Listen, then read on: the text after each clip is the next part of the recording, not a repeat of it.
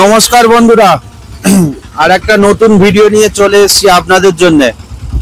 তো গাড়ি আর চালিয়ে পয়সা আর বাড়ি নিয়ে যেতে পারবো না।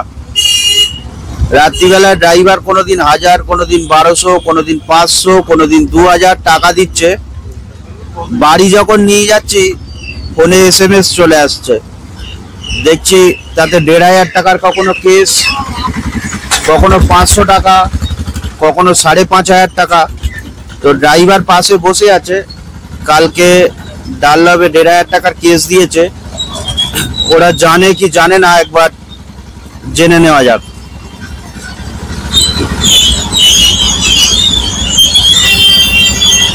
কালকে ডাল্লাবে 1500 টাকার কেস দিয়েছে, জানো কিছু? না, আমরা ডাল্লাবে ওই সেরকম সার্জনও ছিল না, ঠিক আছে। আমরা যেমন প্যাসেঞ্জার তুলে তেমন তুলে চলে যাচ্ছিলাম। কেস দিয়েছে কই এই বিষয়ে তো আমরা জানি না, কন্ডাক্টরও জানে না, আমিও জানি না, কিছু বুঝতেও পারি না। কোনো সার্জনও ছিল না। না না না না, কেস দিয়েছে কেউ, আমরা কেউ জানি না। তো বন্ধুরা, ড্রাইভার বলছে বুঝতেই পারছেন কেস কখন দিয়েছে ও নিজেই জানে না। তো কেসটা দেওয়ার কারণ হচ্ছে যেখানে প্যাসেঞ্জার তোলার নিয়ম নেই সেই জায়গাতে গিয়ে এরা বাসগুলো নিয়ে গিয়ে দাঁড় করায় আর প্যাসেঞ্জার তোলে, যার কারণে পুলিশ প্রশাসন থেকে এই কেসগুলো দেয়। কিন্তু তার মানে এই নয় যে সব সময় আমাদের ড্রাইভার বা স্টাফেদেরই দোষ থাকে। কিছু সময় কি হয়, গাড়ি একটু স্লো করলো, কোনো প্যাসেঞ্জার দেখাচ্ছে পা বাঁধিয়ে দিল, লেডিস হোক জেন্টস হোক, সেক্ষেত্রে স্লো করতে হয়। তখন সার্জেন্ট দেখা যাচ্ছে সেটা দেখতে পেলো না, তো তখনও কেস দিয়ে দেয়। অনেক সময় সার্জেন্ট থাকে দূরে, ড্রাইভার কন্ট্রাক্টর ভাবে এই স্টপেজে কেস দেয়, ওরা জানে।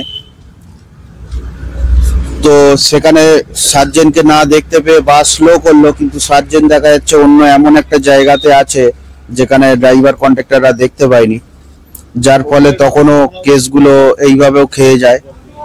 আর কিছু কিছু সময় এরা চেষ্টা করে রানিং এ প্যাসেঞ্জার নিয়ে নেওয়ার, যে সমস্ত জায়গাতে আপনার প্যাসেঞ্জার তোলার নিয়ম নেই, রানিং এ দেখাচ্ছে হালকা স্লো করে, আর সেই পরিস্থিতিতেও অনেক সময় কেস দিয়ে দেয়। তো নানান রকম কারণে কেসগুলো দেয়।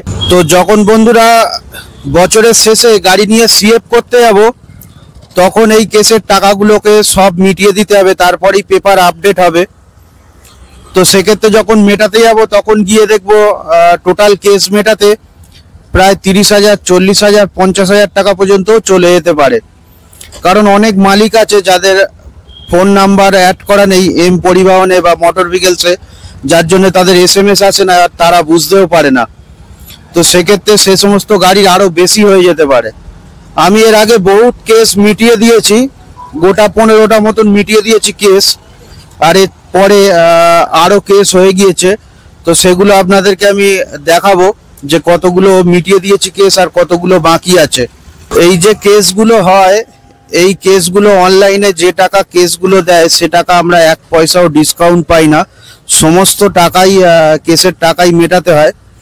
আর যে সমস্ত সিগন্যাল ফেল কেস থাকে, সাইডেশন কেস বলে, 100 টাকা করে, ওই কেসগুলো আমরা লোক আদালতে দিলে 50% মতন ডিসকাউন্ট পাই, কিন্তু চালানের ক্ষেত্রে কোনো আমরা ডিসকাউন্ট পাই না। তো সেক্ষেত্রে মারাত্মক অসুবিধাও হয়ে যায় আমাদের।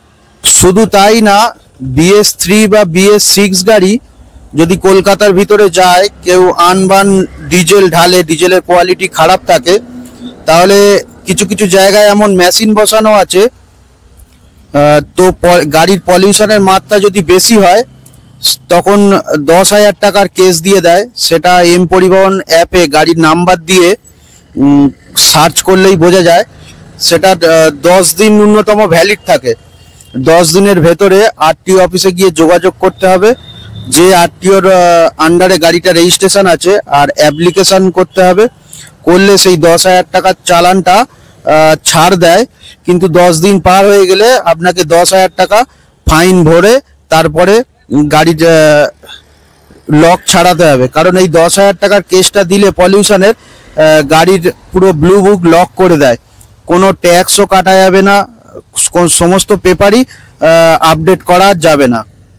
তো আমাদের বাস মালিক সংগঠনের কাছে অনুরোধ থাকবে যে এই ই চালান নিয়ে আগামী দিনে যদি পরিবহন মন্ত্রী বা পুলিশ প্রশাসনের সাথে বসে যদি একটু কেসের ফাইনটা কম করা যায়, ভুল হলে ফাইন নিশ্চয়ই দিক, অসুবিধা নেই, কিন্তু সেক্ষেত্রে 500 টাকা, 1500 টাকা, 5500 টাকা অত্যাধিক ভারী পড়ে যায়।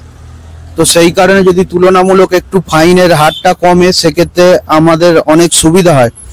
আর প্রত্যেকটা বাস মালিকের কাছে আমার অনুরোধ থাকবে যে আপনারা আপনাদের ড্রাইভার আর কন্ট্রাক্টর যিনি থাকবেন ওনাদেরকে সতর্ক করার জন্যে, কারণ অত্যাধিক যদি কেস হয়ে যায় আপনি জানতে নাও পারেন, তাহলে সিএফ এর সময় গিয়ে অনেক টাকার কেস হয়ে গেলে আপনি অনেক মুশকিলে পড়ে যাবেন।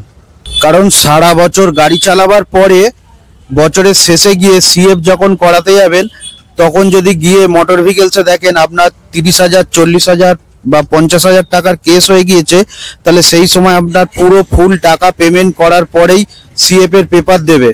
তো সেক্ষেত্রে তখন টাকা আপনার পুরো পেমেন্ট করতে অনেক কষ্ট হবে, বা সেই সময় টাকা পেমেন্ট করতে গিয়ে আপনার গাড়িটাও দাঁড়িয়ে যেতে পারে কাগজপত্রের জন্য। তো সেই কারণে আপনাদের খুব সতর্ক থাকতে হবে, গাড়ির ই চালান কতটা কি হচ্ছে না হচ্ছে সেদিকে আপনাদের তদারকি রাখতে হবে। আর যে সকল বন্ধুরা আপনারা কলকাতার ভিতরে কোনো বাস রুট নেবেন, তাহলে আপনাদের বাস নেওয়ার আগে একবার চিন্তা ভাবনা করে নিতে হবে যে কলকাতার ভিতরে অত্যাধিক ই চালান হয়, সে বিষয়ে আপনাদেরকে খুব সতর্ক থাকতে হবে। তো আমার ভিডিওটা আপনাদের ভালো লেগে থাকলে অবশ্যই লাইক করে যাবেন আর কমেন্ট করে যাবেন, আর আমাকে উৎসাহ যোগাবার জন্য অবশ্যই সাবস্ক্রাইব করবেন, তাহলে আমি আরো নতুন নতুন ভিডিও আনার জন্য আরো উৎসাহ পাবো। তো আসি বন্ধুরা, আবার দেখা হবে পরের ভিডিওতে। তো আমার গাড়ির এটা হচ্ছে পেন্ডিং আছে যে চালানগুলো, কতগুলো আছে দেখুন।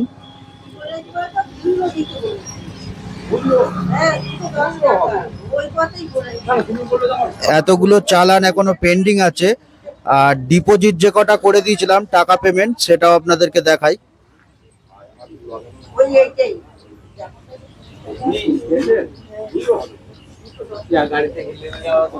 এই চালানগুলো আমি সব টাকা মেরে দিয়েছিলাম।